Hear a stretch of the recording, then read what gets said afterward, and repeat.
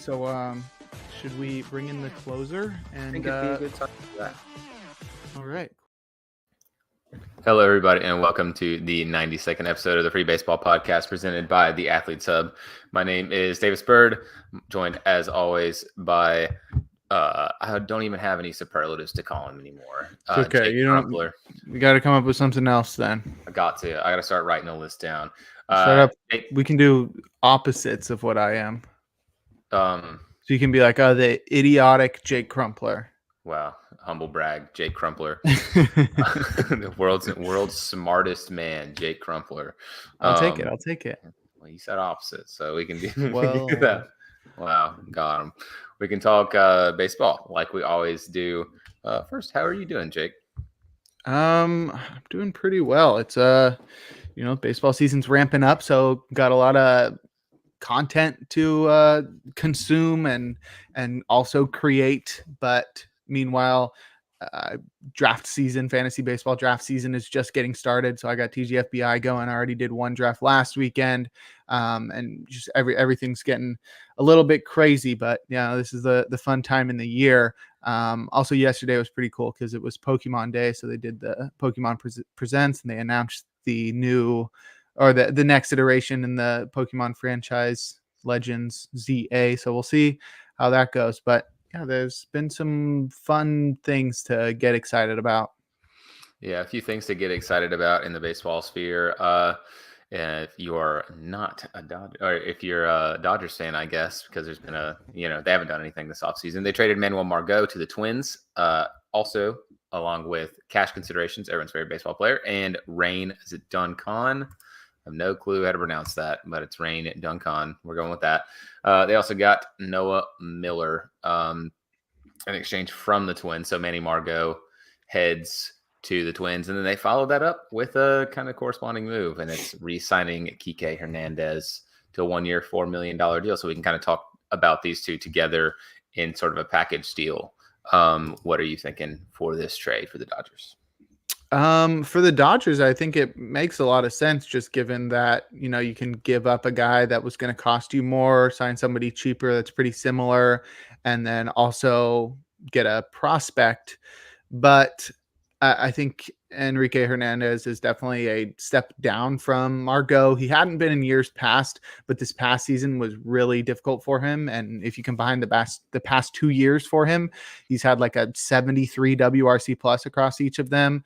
His fielding used to be really good, and now last year he was actually like actively terrible. He was actually a negative 1.3 FWAR player last year. So Kike Hernandez has definitely fallen off, and maybe going back to the Dodgers, who he hasn't played for since the second half of last year, but also before that, it was 2020. Maybe they can get him back on track. When he went to the Dodgers last year, he actually did start hitting better, and his defense wasn't as bad, but defensive WAR is a cumulative statistic, so it's hard to tell because he had a sample size that was smaller than his time in Boston. But maybe some more time and extended time with the Dodgers will get him back on track. But he's definitely no Manuel Margot, who's at least has been in the past a premium defender in the outfield with better hitting capabilities, more consistent hitting capabilities than Kike Hernandez. I'm not sure how Margot fits on the Twins and if this really changes their offseason. Because remember, we just gave them D's and F's respectively for their offseason. Does this move change that at all for you?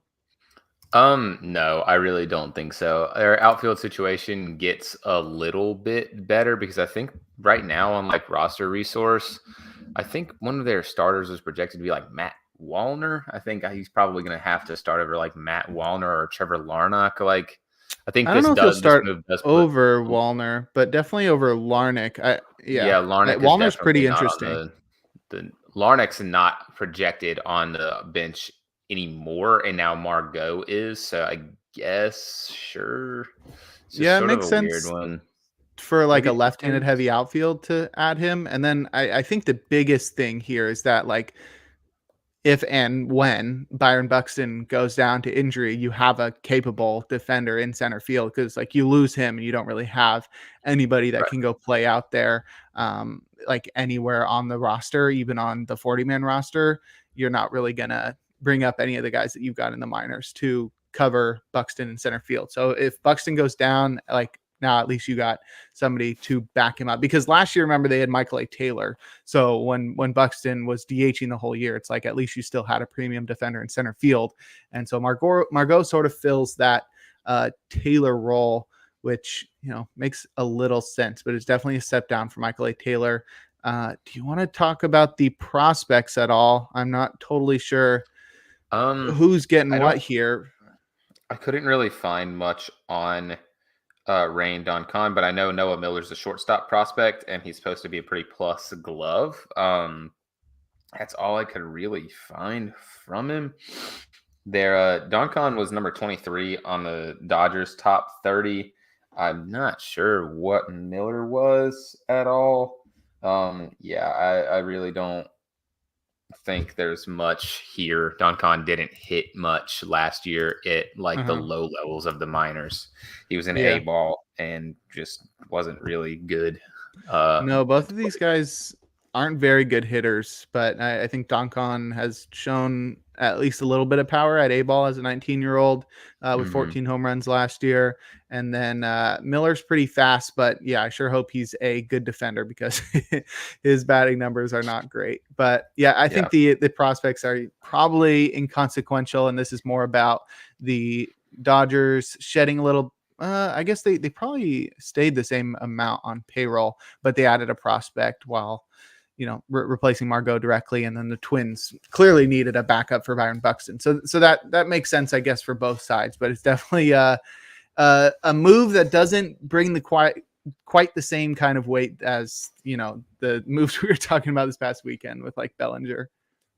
Definitely. So Margot gets to be on his third team in like a month and a half now, which is always fun. But yeah, I think that's probably it for these two moves. We can talk about one more Bay Area related move, because we have Mr. Bay Area guy over here, Brandon Crawford, finally not a Giant anymore, forever Giant now. Add him to the list. He gets to play for the Cardinals and join their budding young roster full of young stars. He's what now, like 36? He's 37. Oh my God. Yeah. Yeah. He joined in a deal worth $2 million over a year. Most likely going to be a bench guy there. I can't really imagine him like starting, I guess. I think the main deal getting him was because I think Edman is supposed to start the season on the injured list. And they have like Mason Wynn, who is a good fielder, but the bat hasn't been excellent so far. Yeah, I'm really not sure how this fits in here, but gets to Yeah. join the team that's super old. Yeah, I didn't realize Tommy Edman was injured, but he hasn't made his spring debut. But I think there's a shot he makes opening day. But I think the biggest thing is that, like you said, with Mason Wynn being like a 22-year-old that's supposed to be the everyday shortstop in this lineup, it at least gives you like a veteran backup to rely upon, and then also to mentor Mason Wynn. And I think that's a very good player for him to mentor, just because how good of a fielder Crawford is. And Wynn is Mhm. also really good, but just with a mentor like that, he could become pretty incredible. But yeah, this is not going to be a move that really pushes the Cardinals over the top or whatever. But it is really sad to see him go. He was one of the greatest Giants I've seen in my career, and he never really, or seen in my life career. He never really stood out in any particular season. 2021 might have been his biggest year. 24 home runs, 11 steals, 140 WRC plus, 6.3 F4. He had a couple other 4.4 or 4 F4 seasons in the mid 2010s, and mostly on the back of his glove. But yeah, he was always really fun to watch. Just a great shortstop. It's sad to see him go. Did you see him in the Cardinals gear? I did. Is a super weird picture. Also seeing the one that was like Yadier Molina in the Cubs gear or whatever from Why like was he doing his that? son's league. His son plays for a league, I guess, where Yachty's Dominican? No, Puerto Rican. Puerto Rican. His son plays in like a youth league, and his team is the Cubs. He posted a picture of it on his Instagram. That's so I weird. think the interesting thing for this trade, we talked about the Edmund deal or the Edmund situation. Tommy Edmund had wrist surgery in the off season, and he's a switch hitter. They said Ollie Marmol said that he had surgery on his right wrist, and he's struggling right now hitting from the left side. He's a lot further along hitting from the right side. So I guess here you get some opposite hand hitting depth at short, maybe. So I mean, there's something here. He's not going to be an everyday player. That's just not going to be a thing. He's going to be a bench guy. They'll fit him in somewhere. I just think the Giants probably could have held on to him. They're in the same Yeah, situation where they have a probably. young guy coming up at shortstop that could use some help. And it's like right now they signed Nick Ahmed to a minor league deal. It's like, I don't care if Nick Ahmed is slightly better than Brandon Crawford, which there's It's no a guarantee. sentimental thing. It's like, you Yeah, keep that guy. keep him on the team. They're like, it's kind of a weird line to toe because a lot of times I don't like them, but sentimental deals in certain situations are good. Brandon Crawford's like he seems like a huge vibes guy for San Francisco. And that's kind of like, all right, well, we let this go for Nick Ahmed, who I also like. I think he's a good guy. Like you could see the clip from him last year where they DFA'd him from the Diamondbacks and kind of interviewed him after that. It's like, all right, I feel for this guy, but it's like, Brandon Crawford, it's $2 million. Like, give the guy the deal. We could afford a non-roster invite for Pablo Sandoval, but we can afford $2 million for Brandon Crawford. Yeah, I don't know. Yeah, I would have liked to have him, even if Ahmed's part just barely better than Crawford. I think I'd rather have him just for the vibes, like you said. But yeah, it's going to be sad to see him go. This is probably going to be his last year in the majors. I would assume so, but we'll see. Depends on how well he produces for the Cardinals, because he's not going to play too much. Yeah, that's right. So that's all we have for our offseason transactions to talk about. We talked about, West Coast guy, Brandon Crawford. Imagine that. Shitty segue, but we're getting to it. We're going to do the AL West offseason review, and we're going to grade every single team. We did this last week with the AL Central and the previous week with the AL East. So this will wrap up our AL offseason reviews and grades. And we can start with the team that is being adorned on Jake Crumpler's hat, the Houston Astros.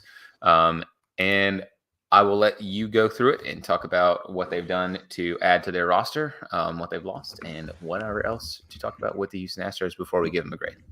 All right. The Astros added Victor Caratini, Josh Hader, and Trey Cabbage, and they subtracted Phil Maton, Ryan Stanek, Michael Brantley, Martin Maldonado, and Hector Neris. They also extended Jose Altuve so that he could spend the entirety of his career in Houston. It's not a huge offseason in terms of the quantity of moves, but I do feel like it's they did make up for it with quality, at least with one of them. They didn't lose too much of consequence. I think their bullpen got a lot worse by losing Maton, Stanek, and Neris, but instead of sort of replacing those guys directly with three other relievers, they went with one big one, and then they'll probably go with guys from the minors to replace the other two. And I'm fine with that strategy, because it makes the back end of their bullpen absolutely ridiculous with Hader, Presley, and Abreu. And I think they have enough depth there and the ability to produce more relievers from the minor leagues that I think they should be able to withstand those losses. And even still, they have enough guys in the rotation and on the IL that when, like JP France, Luis Garcia, Lance McCullers all return at some point, then you can push guys like Jose Urquidy and Ronel Blanco to the bullpen as well. So it gives you some more depth. But they didn't really do much outside of that. I'm not even sure Trey Cabbage makes the roster, even though he does have ridiculous minor league stats, and Caratini's only a backup catcher. But they basically stuck with the team that they had, which I think is fine. It seems like a pretty mid offseason for me, despite the signing of Hader. It's just when you consider Hader with the guys that they lost, it's not like they upgraded or anything. Yeah, that's true. It's just so hard to look at it and just be like, oh, it was bad though. I like Caratini. It wasn't bad. Just mid. No, it's definitely not bad. I think I'm a little bit higher on it than you are. unless we're just thinking differently. To me, mid would strike as a C. Yeah. And I think this is a little bit better than that. So I would likely go with a B just because you got one of the best, like 3 relievers in baseball. Like it's kind of difficult to be like, oh yeah, that offseason kind of sucks. I like Caratini a lot. I think he offers you pretty good. He's going to be a backup catcher, if not starter. I think he's pretty decent. They extended Altuve, another sentimental deal, but also one like where he's still really productive.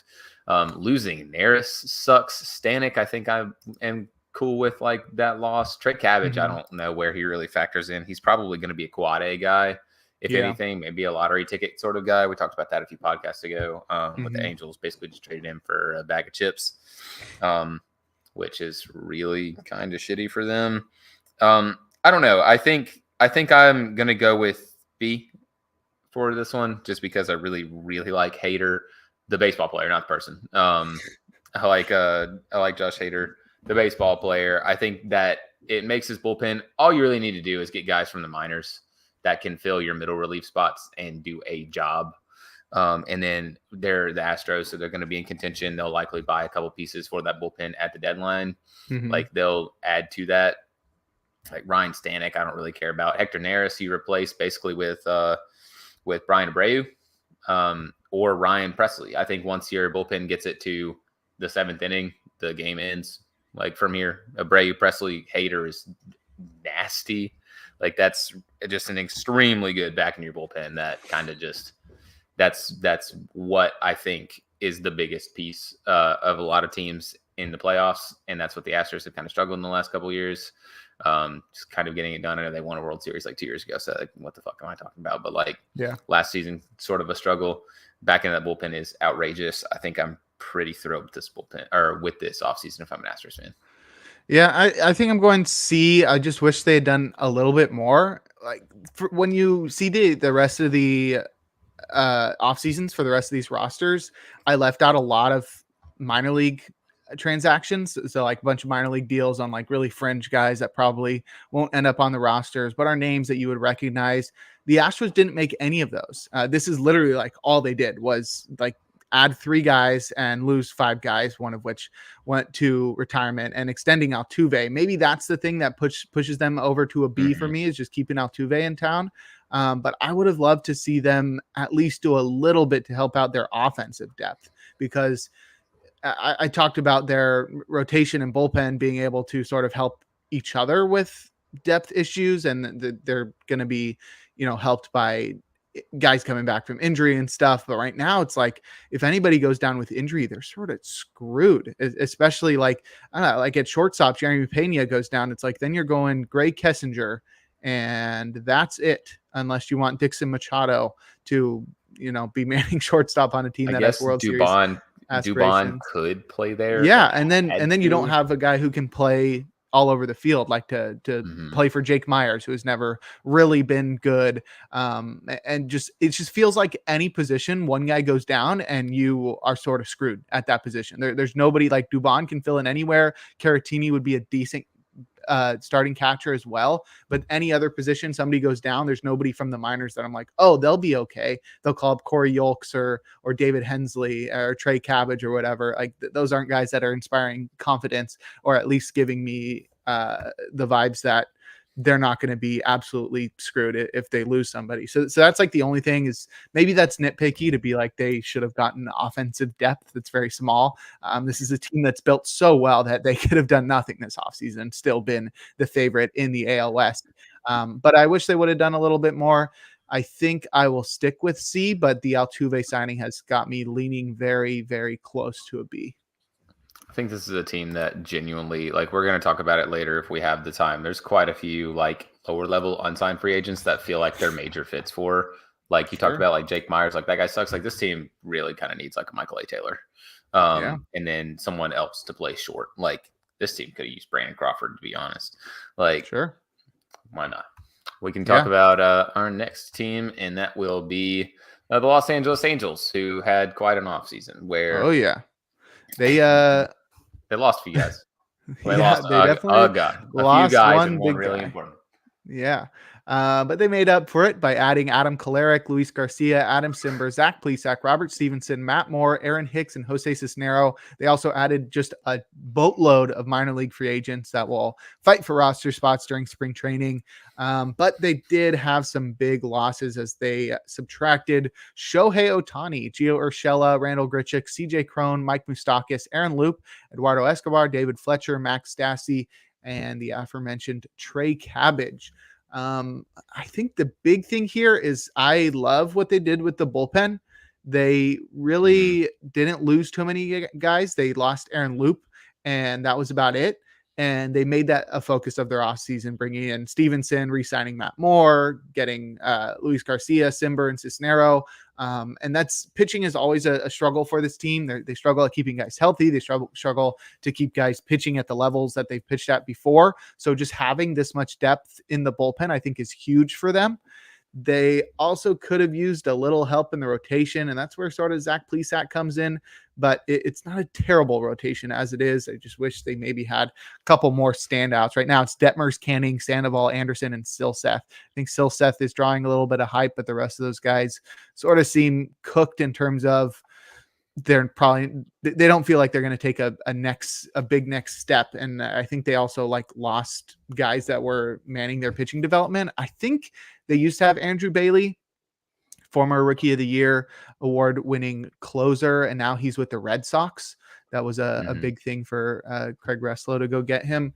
But the offense, like the starters, you couldn't really upgrade, but they really didn't do much to the offense, getting like only Aaron Hicks, and that's it. And clearly, you lost Otani, which is huge to both. It's hard to replace Otani by itself, but like where it's like Mhm. now you need another ace starter and a middle of the order bat. Like that's so hard to just go find on the wire. And they lost a bunch of veterans as well in the offense. Um, I don't know. It sort of it feels like a wash to me, but like you can't really blame them for missing out on Otani. I don't know. What are you thinking? I feel like it's difficult again because I want to be optimistic because I do like what they did with their bullpen. Matt Moore was really good last year, when even though he was battling injury most of the year. They added Robert Stevenson, who I really like. I think Cisnero really solid. I like Adam Simber a lot. I think having a guy like that in any bullpen is valuable to just have a weird look sort of guy. They had Aaron Loop that was sort of that, and he was good, although he also battled a little bit of injury. Mm, But again, it's like, okay, what actually happened?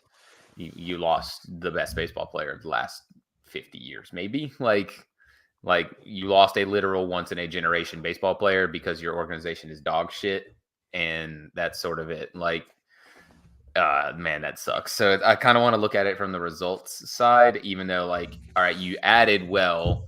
Is your team in a better position to win now? Maybe. Like, you also lost Otani. Like, that's the big thing. It's like, all right, you lost Otani. Anything you add, you lost Otani. It's like, man, mhm. that sucks. Yeah. I feel like I want to go see, just because like the overwhelming circumstances of like losing Otani kind of makes the rest of your offseason look so bad. Yeah. I like chunks of their roster. I really do. I like Nolan Shanwell a lot. I think obviously I have Mike Trout, but your 4-hole hitter is Anthony Rendon. He hates baseball. Taylor Ward hasn't stayed healthy. There's a lot of hope on this roster, and there's a lot of, okay, this roster is still like a maybe a 85 win team. The No rotation, way.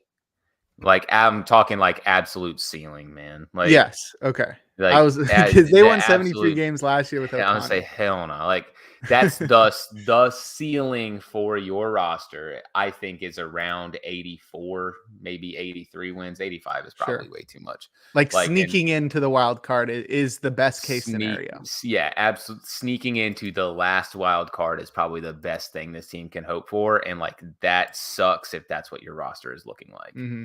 We've talked about it before. I think that's the worst place that your team can be, is like in any professional sport, especially in baseball. If you are in the middle and not good enough, if you're not bad Directionless. enough to be picking high in the draft and really in a rebuild, and you're not good enough to be contending, your team is literally in limbo. You are in the Hmm. epitome of limbo. and that's sort of what your team is. So I got to go see because they added well. Sure, your team still is extremely mid, and you lost the best baseball player that we'll likely see in our lifetime. So Yeah. that's pretty bad. Yeah, no, I totally agree because especially on the sentiments about teams being directionless, just it Yeah, makes that's it exactly what they feel really, like. yeah, it makes it really hard to grade a team like that because you don't know which direction to grade them in. It's just because it's like if a Mhm. team is rebuilding, you can grade them on their rebuilding process. If a team Right. is trying to contend, you can grade them on how well they set themselves up for contention. But when it's a team like this that's just trying to like bring fans to the ballpark, like I Mhm. don't know, almost like a We're Rocky grading them. situation. We're grading them on kicking the can down the road. That's basically Yeah. what we're grading them on. And it's like, okay, yeah, you did a good job of being pretty underwhelming as a baseball team, Mhm. and just not living up to expectations. And yeah, so it's like, did this team get better to fight its way towards contention? Probably, just considering everything that they lost. Is it enough to put them in there? Not even close. Is this team Yeah, like selling, clearly selling, like trying to look towards the future? No, not at all. they Um, should be is the thing. Like, honestly, the Angels They need should to have sold do. last year. They should have They traded need. Otani.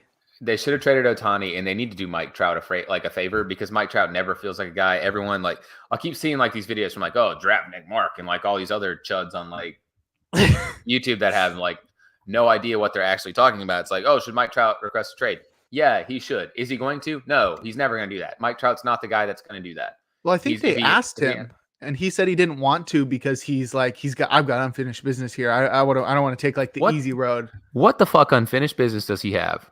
making the None. postseason with a bad team, He's not going to carrying the make it. team. They need to do him a favor and not ask anymore, and they need to just be like, look, Mike, Well, we're he's got a done no trading. trade clause. It doesn't matter. They need to basically tell him like get one on the table. Like, look, Mike, we have a trade on the table for you right now. We're going to tear this down if you leave or not. So unless you Yes, want to be that part would of a get him to do it. long-term rebuild, then you need to accept this So trade so we can get you out of here. maybe it's Mike Trout's fault that they like just continue to sort of be I think it is. directionless because they're just like, well, while he's here, we're going to try to compete. And it's like, this is the most they can do with such a depleted roster Right. from every angle that it's like, it doesn't matter how much money you spend. It's like you screwed up with the Rendon deal. You screwed up with so Yeah. many big free agent deals in the past. Like it's not going to be big money spending. Like you had literally Otani on your team and you couldn't do anything, not make the playoffs once in 6 years. I know he was injured for a couple of them, but even still, it's like there's nothing that you're going to add to this team with Trout on it that's going to bring it to the playoffs. Um, Yeah. but as, There's no way. as as that is, it's like, yeah, I mean, I sort of understand that Trout wants to make the playoffs, but if that's really like his If he biggest wants to make the priority, then he playoffs, should he needs to leave. go somewhere else. Like they Yeah. they really ought to either pick one way or another. They're not going to contend. They're just wasting Mike Trout. And Mike Trout, if he's going to refuse to see that, they really need to because I honestly think they're running out of time to trade him for good value. Like he's obviously under contract, but he's like been injury prone the And he last started few being worse last year. and he started getting worse and he's making a shit ton of money and you kind of need to move on. Like I think if you're the Angels, there's no way you're going to contend in the next 4 or 5 years. Like their farm system is still really bad. Their rotation's really bad. I like Shanuel. Like I like Zach Neto. There's guys that they have brought up that are good. Don't get me wrong, but like they're not needle movers enough that's like, all right, we're going to really start winning a lot more baseball games. I Yeah. think they need to move Mike Trout and they need to just, like I said, they need to just, hey, we're going to do this big rebuild. You can either stay here or we can trade you somewhere where we think you will have a chance of winning. And there's Hmm. teams I think that are fits. Like, I mean, basically anyone could get Mike Trout and your baseball team is better. Like, he's probably going to start on almost every single team that is in the major leagues. Like, even when he's getting worse, he's still a productive player. Like, it needs to happen because we're just wasting one of the best. Like we talked about Otani and Trout are two of the 5 best baseball players we've seen at least Ever. of the last like 20 years, maybe ever. Mike Trout like was on trajectory before he got hurt to literally have a goat case. Hmm. Like, and now it's like you didn't make the playoffs one time with either of those guys on your team Uh, at the same with time. both of them, yeah. At the same time. Yeah. I know Mike Trout made it one time before, but Mhm. with both of them on the same team, you didn't make playoffs once. It's like, Yeah. okay, It make feels like make this right. the analogy for me is like they are running a race and they've Hmm. fallen so far behind in that race. And instead of starting the race over, they're just trying to catch up. And it's like Hmm. they're so far behind. They might not be in last place, but they are far behind and they're trying to catch up. And it's like the lead is so big that you're not going to catch up. Just start the race over, get rid Hmm. of Mike Trout, reset everything, and then you'll have a better chance there. But yeah, I think this is going to be a C for me just because I really like what they did with their bullpen, but it's leaning a lot Yeah, more to D because of how D for directionless. fair enough. Our next team definitely has a pretty clear direction, although it's not a good one, and it's No. the Oakland Athletics. Yeah, Uh, more like Oakland Athletics. They Boo. added Miguel Andujar, Abraham Toro, Osvaldo Bido, Trevor Gott, Alex Wood, Ross Stripling, and Scott Alexander. And they lost Tony Kemp, Trevor May, and Drew Rosinski. They've done a lot of minor league free agent signings and some guys left that are pretty inconsequential, but that's basically what they've done. And it's a whole lot of nothing. Yeah, it's kind of difficult to gauge this one too because you want to grade them. We talked about it literally with the last ones. Like, all right, directionless for the Angels. The Oakland Athletics are very clearly not trying to win baseball games. They're in a rebuild. Mm-hmm. And which one of these moves is really like meant to be moving this along? Like Abraham Mm-hmm. Toro has control. Is he good? He's now like what on his didn't he get traded twice Yeah, last I year? don't think he's good. So he got traded twice last year, I think. Like, He was on one team last year, but he might have been traded as a minor leaguer and not played. right. I Let's say see, because he minor would leagues. No, he he was got always traded with from the he got traded from Brewers. Houston. Well, no, he got traded from Houston to the Mariners the previous season, and then he got That was traded in to the Brewers. 2021. That's right. So he got traded. He's been around. He went from being like a top ish prospect to like that guy is really extremely mid. Um, they've Mhm. added guys like Miguel Andujar is not really even projected to start for them. It's like, all right, how bad do you have to be? Like, how bad do you have to be to not be getting the starting spot on the Athletics right now? Mhm. Um, they added Alex Wood and Ross Stripling. They're guys that do throw baseballs for They money. actually Like, do that, yeah, yeah, I for a don't lot of know. money. But yeah, I feel like it's clear what the goal was this offseason. It was like add some depth to the rotation so you can take a little bit of the pressure and weight of innings off of the young starters that they have because they've got some pretty exciting young starters. Like Joe Boyle, I'm pretty pumped to see what he can do, and they've gotten a lot through trades in recent years. Roy Bercelinas and Brady Basso. And then obviously like Mason Miller and JP Sears and Luis Medina. We'll see how all these guys work out. But adding Wood and Stripling, I think, just takes the pressure and the workload off of them. And then from there, it was just about getting guys that maybe they can get for super cheap and figure something out with. Because if you look at their minor league signings or their minor league free agents and non-roster invitees compared to that of the Angels are going around getting like, former big leaguers and stuff that you can clearly recognize. All of the minor league signings the A's have are just guys you've never heard of. And you're just like, how is this? Why are you signing this guy? And they're just trying to catch lightning in a bottle with anybody because they'll remain cheap. It's a lot more expensive to go add former major leaguers at like nearly $1 million per year per player, where it's like when you're doing this with unknown guys, you can pay them 500K or whatever or less, and save a lot of money. And that's usually the goal here. But they didn't have much to replace. They're not going to try to compete. So it was basically just, and they didn't have much to sell either. It's not like they were going to Yeah, get they don't have anything big for, stars to like try to yeah. move. They're There's not going to nothing trade Paul there. Blackburn or Brent Rooker, and they already lost Trevor May to retirement. So there's nobody that they can really trade and get something in return. And so like there, it's just like, I don't know, you sort of just spin your wheels and see if you can add to your rebuild before you take off. But I don't know when this team is going to start having a direction. If it's like they start to try to become competitive in the next 2 years while they prepare to move to Vegas. so that when you do get to Vegas, you're not just the worst team in baseball still. You get there and you can hit the ground running. Or if it's going to be like we get to Vegas, we sell the team and then let them deal with it. But yeah, this is it. I don't know, it feels like a C, but they did nothing. I think it's a D. Yeah, I think I'm probably with B, just because it's like it's just so meh. It's like it's not even mid because the guys that you No. added just aren't really good. No, Like it's they're like just nothing. really, really average to below average players. It's a Mm-hmm. super, super nothing off season. I Yeah. think the extremely fair. This whole division is really weird in that it's really hard to grade all of them because of how I don't want to say all the moves are directionless. All of the team's moves in total are directionless, but they're all super weird. Like especially with the ones that we just talked about, it's like the Angels just you have no idea what they're trying to do, or like they're just trying to stay put.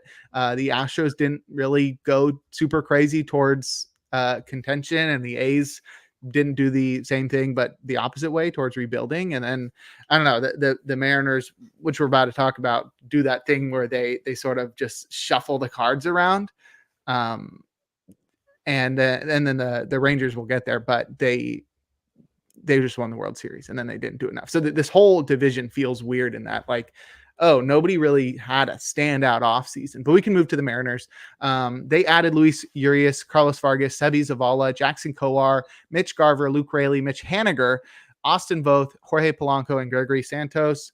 And they lost Penn Murphy, Dominic Leone, Tom Murphy, Teoscar Hernandez, Eugenio Suarez, Jared Kelnick, Marco Gonzalez, Jose Caballero, Robbie Ray, Justin Topa, and Prelander Baroa.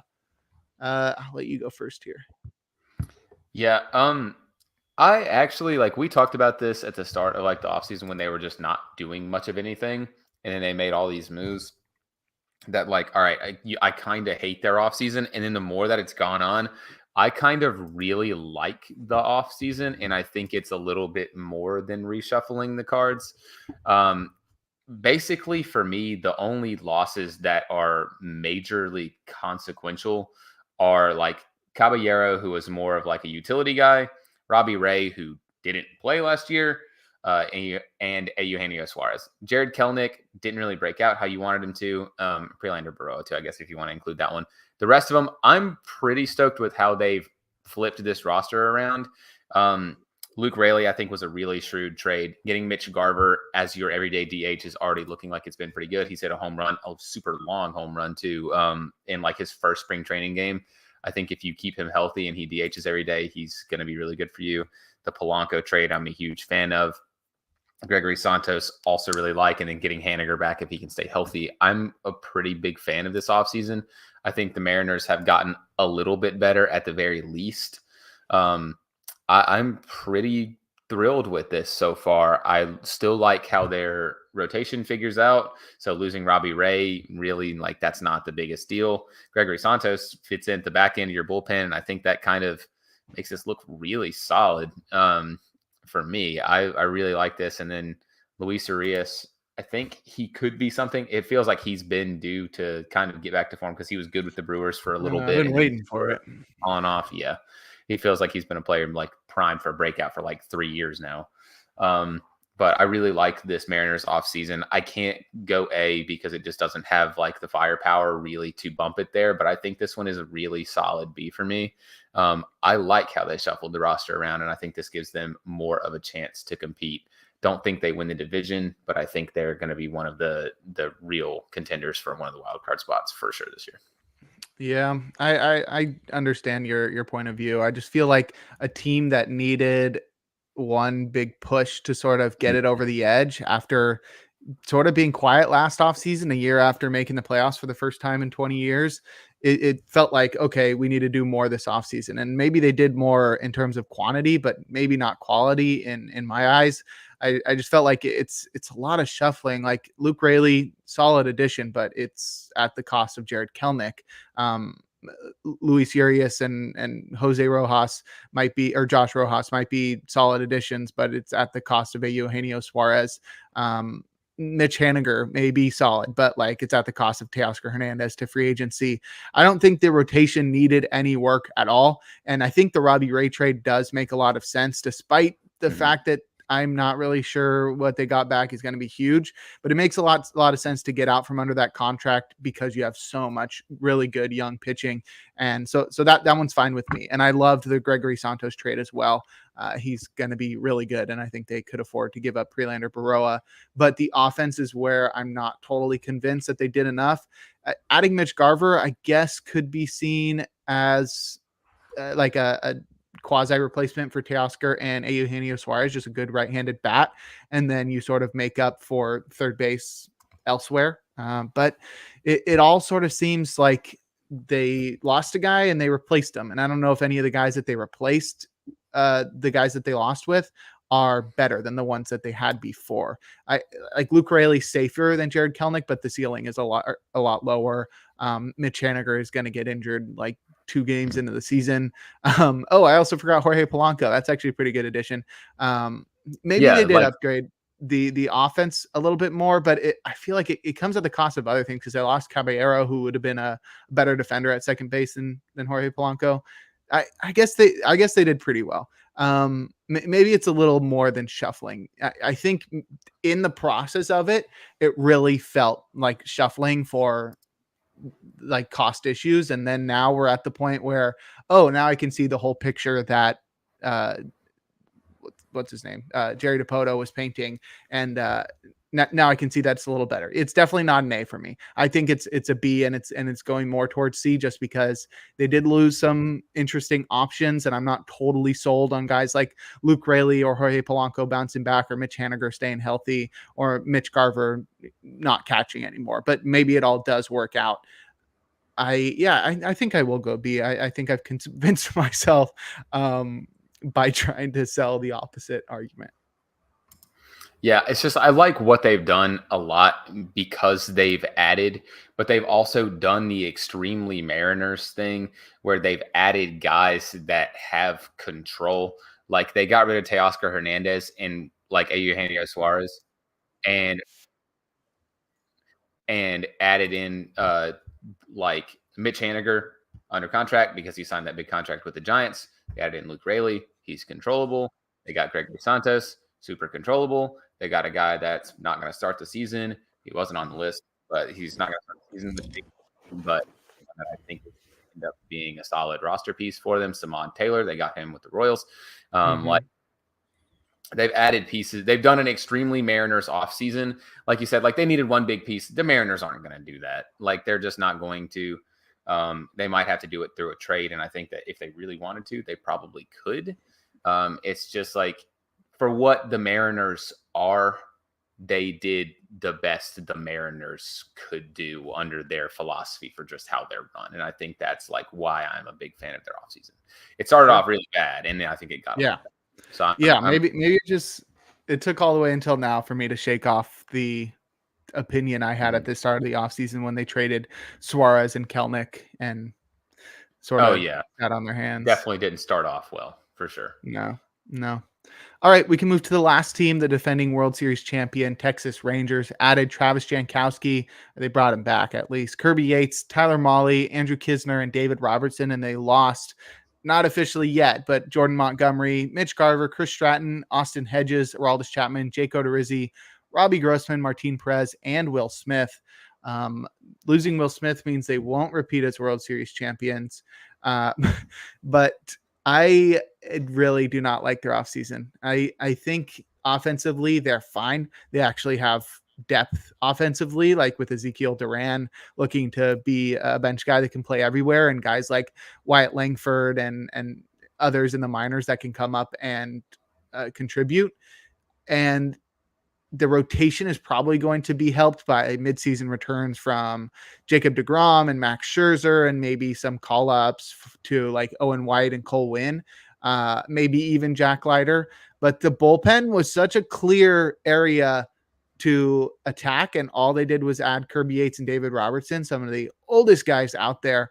And I don't think it does enough there, especially because I really don't feel comfortable with Jose Leclerc and David Robertson as like the closing duo. The real problem here with me, like this offseason isn't inherently bad. They did lose a couple big names and they didn't really bring in any big names. The real problem here for me is that you are the defending World Series champion. You just got a huge influx of money from all of the sales and views that you got by making it so deep into the playoffs and winning it all. Now is the time to double down and spend a little bit of extra money. Make it be like, make teams sort of scared that you are not going to stop there. They had spent so much in the past 2 off seasons. Maybe this was like the a 5-year plan or whatever that they had, that it was just like, this is what we're doing, and it doesn't matter how we perform during the season because we're not going to change our direction because of that. But after winning the World Series, I love when teams double down and they're just like, well, we got to get better if we're going to want to win again. And this team did not get better. It definitely got worse, losing Montgomery and Garver and some bullpen guys that were almost directly replaced, but I'm not sure are as good as, like, like the additions of Chapman and or the losses of Chapman and Will Smith. I don't know if if it's enough to replace them with Yates and Robertson. Right. I'm also not a really big fan of their offseason. They've added realistically 3 bench players: Jankowski, Kisner, and oh God, who's the other one I'm thinking of? I literally had it pulled up. Well, sorry, just Jankowski and Kisner. Yep. Tyler Molly's going to start the season like on the injured list. Yep. Kirby Yates and David Robertson are 100 kajillion years old. Like, I'm just not a big fan. I don't think they added enough anywhere, really. Their rotation looks kind of bad to start the season.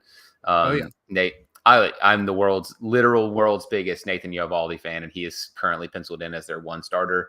And then it's like John Gray, Andrew Heaney. It gets bad so fast. Yeah, literally immediately. Nathan Eovaldi, I love. John Gray, mid. Andrew Heaney, ugh. Dane Dunning, Cody Bradford, what the fuck? Like, yeah, not great. I don't know. I just don't really like how they did this. I think if they had Montgomery, I would feel a little bit better about this. I don't think they needed to add any at all to their lineup. Their lineup's insane, even without adding like Wyatt Langford, who's a non-roster invite, but he's probably going to make the big league team. Oh yeah. Anyway, like, yeah, that guy is really good. That's just, their team could have gotten so much better. They really needed to add to their bullpen, and they really needed. It was so clear. Just go get a closer. Call it a day. Go get Josh Hader, who you could have paid the same amount of money for and gotten him away from the Houston Astros and taken that from a division rival, which is really annoying for you now. Hector Neris signed a really cheap deal. He would have added a lot to the bullpen, a ton. Robert Stevenson. There were plenty of options, and they just decided to sit on their hands forever and then get a couple of veteran guys. Even losing Chris Stratton. You lost Chris Stratton to the Royals. Like, you could have outspent the Kansas City Royals. I'm sorry, man. Like, Chris Stratton's a solid bullpen arm that this bullpen would have really enjoyed having. It's just I don't know. I think this one's probably an F for me. They didn't add almost anything of any consequence. And their team, like, you need to double down now. You've added absolutely nobody that really, really helps your roster on day one. And that's what, like, you have to look at if it's an off-season review. How does your team fit in literally at the start of the season? For me, it's like, you didn't add anything. You have obviously a lot of money tied into Scherzer, DeGrom, injured list. Tyler Mahle on the injured list. He's coming back from Tommy John. Like, you don't even know if he's going to be good again. And you're expecting him to sort of fill a roster spot. Like, no. I think I would feel a lot better about this if they got a steady starter. Hey, you had one of those. Right now, you're currently looking like losing him to the Red Sox, maybe even the Cubs, Jordan Montgomery. And then you needed to sign a high leverage reliever. You had the highest leverage reliever, Josh Hader, and now he's signed for your division rival. Like, okay, that looks really bad. I'm going to go after this one. Rangers, World Series hangover, kind of probably just forgot. Maybe so. I think within the context of them winning the World Series, I think I'm also going F. They just really did not do enough. And it probably would have been a D otherwise, because they just had such clear needs, and they, almost just did the minimum with David Robertson and Kirby Yates. And I really think there were clear areas that needed to be addressed, and they chose not to address them a year after winning it all, when it's like, now it's time to double down. So that's pretty crazy that they did nothing. But to run back through the grades that we gave, The Astros, you gave a B, I gave a C. The Angels, we both gave C's. The A's, I think we did D's. Yeah. The Mariners, we were both B's, and then the Rangers, we were both F's, which is that's surprising. I didn't expect to reach that conclusion, but that's where we found ourselves. Yeah. I mean, we've agreed on most of them, and it's honestly because a lot of them have been super cut and dry, or within the context of like where the team is at. It's been really clear what they needed to do, and they either did accomplish that goal. So it's like, all right, you did what you needed to do. That's a good offseason. Or you didn't do anything close to what you needed to do. Mm-hmm. So I think we were both like F's or whatever, like on the Jays and on the Rangers. Because like, all right, well, Jays tried, you didn't get anyone. Rangers, you didn't really try, but you needed to get someone, and you just didn't. So it's like, all right, with the context being you're a team that should want to win the World Series again, assigning effectively nobody to start or be of any consequence, like that's a little crazy to me. Yep. But that's it for our off-season reviews. Anything else you wanted to talk about regarding spring training? Anything other like crazy happenings for spring that are going on? I don't know. I put this on the rundown thinking there would be more spring training storylines, but I guess this is like the first week of spring training. Not much is happening. We haven't really seen a lot of major leaguers take the field yet. So there's no like, oh, this guy's tearing it up. Oh, this guy looks like he could make the major league roster. We're still just getting started. So I think the biggest things are sort of outside of free agency, mostly pertaining to players that aren't at free agency because they've yet to be signed, and then also players that have left free agency or left spring training because they're injured. I say we start with the injuries. There's three big ones. There's actually been quite a few injuries. Sort of how spring training goes. You see the guys for the first time hit the field, and maybe they're not prepared because of an off season or there was surgery or whatever. But I think the three biggest ones right now are Kyle Bradish, Matt Brash, and Kodai Senga. There are definitely enough other ones of players that may miss opening day or whatever, but these I think are the most significant players that are set to miss a lot of time. Kyle Bradish is dealing with elbow issues, which usually leads to Tommy John surgery, and he was supposed to be like the 1B to Corbin Burns in that Orioles rotation. And it's sort of like, can you imagine if they didn't add Corbin Burns, how screwed this rotation would be? Because Bradish was set to be like a top 15 starter in baseball this year. Yeah, that one really sucks. He was one that I kind of saw, and like that one was a big surprise. One of the ones that like on the flip side was not surprising to me was Senga. I think that one was honestly like a writing on the wall one. If you followed him at all, he's never been a workhorse starter, and they gave him money to be a workhorse starter. No, not really the case for him. Last season, he threw like 166 innings. That's probably what you're going to hope to get out of him. That's what he was in MPB. He really only had so 2023 actually was a career high for starts for him. He didn't make 30 starts. He made 29 starts. And it was only the third time his whole career he ever threw over 160 innings. So like now you have him. I think he has like they call it something weird. It's like a something capsule strain. Like he messed his shoulder up. So yeah, that's sort of a disappointment for the Mets because their rotation is so bad now. They're awful. Oh my god, it's Jose Quintana, Luis Severino, Sean Manaea, Adrian Hauser, and Tyler McGill. Like I think Severino could get back to being an ace, and I think Manaea could probably be better than he was in the first half with the Giants. But then Quintana, Hauser, and McGill are not guys that give me confidence. But I mean, this team, I don't think is trying to compete this year. Anyway, that really sucks to lose Senga because I was excited to see him. I feel like he's probably going to miss like a month or something, and then we'll get him back. But hopefully it's shorter than that. But then the Mariners lost Matt Brash, and that one I don't know exactly what's going on, but I was reading reports that there's a possibility he misses the entire year. I haven't seen that one. That would be so bad because that bullpen was looking really good with Munoz, Brash, and Santos. That like would have been a crazy back three. And then it's like with Gabe Spire and Carlos Vargas sort of helping out there and their ability to produce relief pitchers. I thought they'd be able to survive that, but Gregory Santos already having a little bit of injuries, but Brash being out the whole year would be just a huge blow to that bullpen and to this offseason. But yeah, that sucks because Brash is really fun to watch. Yeah, that one not too great. The other thing that's a big storyline so far is there's quite a few big name free agents. We talked about Cody Bellinger signing on the last podcast or the weekend. We still have a bunch of big names that have not started at all, and we're at the end of February. There's one more day in Yep. February, and there's quite a few, especially the Boris guys, that have not signed. Blake Snell, Jordan Montgomery, Matt Chapman. Then there's names like JD Martinez, Mike Clevenger, and then some lower level guys that are like still ones that, well, I guess Mike Clevenger's included in that too, like lower level guys that are still productive big leaguers like Michael A. Taylor, Tommy Pham, Michael Lorenzen, that just haven't signed with a team at all. So they're just kind of sitting around. It's kind of weird. It's sparked talks from Manfred about like a signing period, Really? which I'm on the fence about. I don't want it to be like the NFL free agency where like all of them sign at once, but I do kind of want there to be like a deadline Yeah. where it's like, Maybe all not right, 2 weeks, maybe like 2 months. yeah, I want it to be basically by like, okay, when pitchers and catchers kind of need to report. Make There's it like a little December bit and of after that. January. Yeah, I think that's fair. That's more than fair.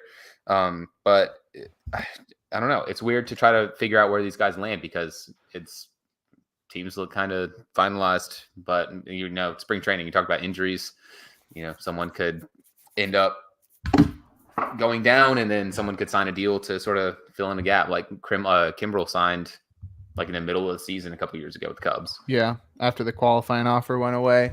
Yeah. Yeah, it's pretty crazy to see these guys unsigned. I don't know if it's like Boris's fault or if it's team's fault. We saw this a couple of years ago, and I thought it was going away, but it looks like it's back on.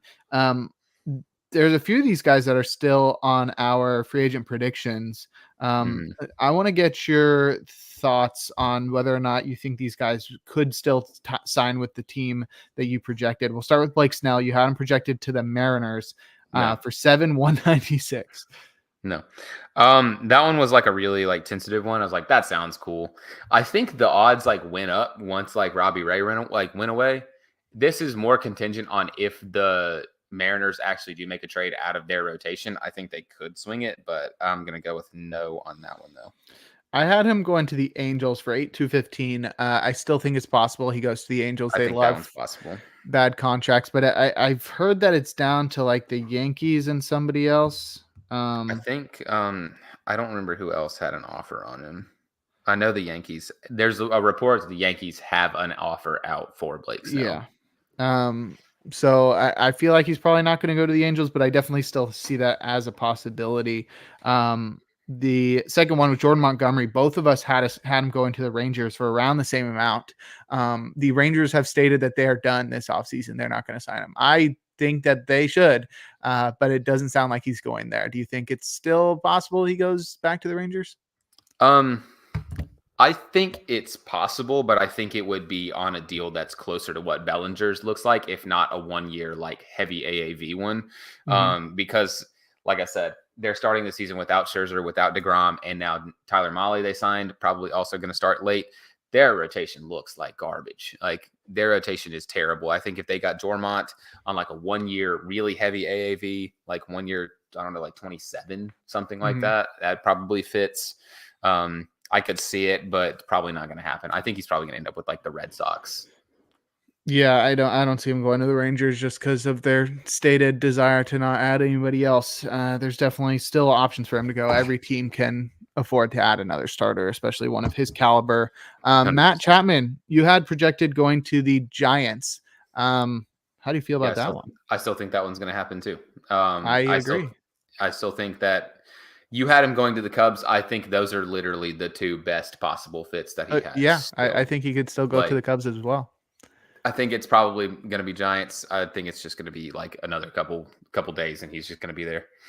Yeah, that's I think that's the one we've got the best chance on. And then also the last one, JD Martinez. You had going to the Guardians. I had going to the Mariners. He's 100% not going to the Mariners because they got Mitch Garver. But do you think it's possible he goes to the Guardians? I think so, because they still really need some power in their lineup. And I don't think the deal that I had him projected for is that crazy considering like it's close-ish to what Josh Bell ended up getting. And if they would spend the money on Josh Bell, I don't know why they wouldn't spend on JD Martinez, who's a better hitter. Sure. It's just I think that could fit. It's just like I don't know where else he would end up because he could theoretically end up on any team that needs someone to hit because he's still a very productive hitter. Yeah. Yeah, I think there's plenty of spots that he could go, but he seems to be picky because he didn't want to go to the Giants. His loss. Yeah, right. And our gain, Jorge Soler. No forever giant for JD Rather Martinez. have Jorge Soler. That guy looks sexy in a Giants uniform. I love Jorge Soler, man. I just hope he stays healthy. Georgie Sunshine's one of my favorite players. Shout out to that guy. Shout out to the Athletes Hub who sponsor our podcast. You can follow them on Twitter at Athletes Hub, and you can check out their website at theathleteshub.org. You can also check out me on Twitter at DVSBird. My @ has been on the screen the entire podcast. Or you can check out, I just noticed it. It's there twice. Or you can check out Jake Crumpler at Jake Crumpler on twitter.com/x.com/whatever you want to call it. I really don't want to give in to Elon Musk. Go follow that guy and then read all the stuff that he writes. Yes. Pitcherlist.com. I actually just had an article come out this morning, 5 outfield busts for fantasy baseball 2024. I read it. It's 3,000 words, so definitely give it a read. It's a good one. And then I think I might have one coming out tomorrow. Actually, my article came out 2 days ago. Nonetheless, I should have another one coming out tomorrow, which is 5 third base sleepers. So that should be a fun one as well. Or maybe they were breakouts. I don't know. Those can be synonymous. Either way, you can find all my work at crumplerbaseball.com, my podcasts from Pitcher List in the Pen and First Pitch this upcoming season, and all of my articles, as well as links to my work for Baseball HQ. And then also this podcast will be on there if you want to go back and watch the reviews and grades for the other American League divisions. Definitely. So that's all we have for this edition of the Free Baseball Podcast. Check back in with us next Wednesday where we're going to start our NL West offseason review and grades.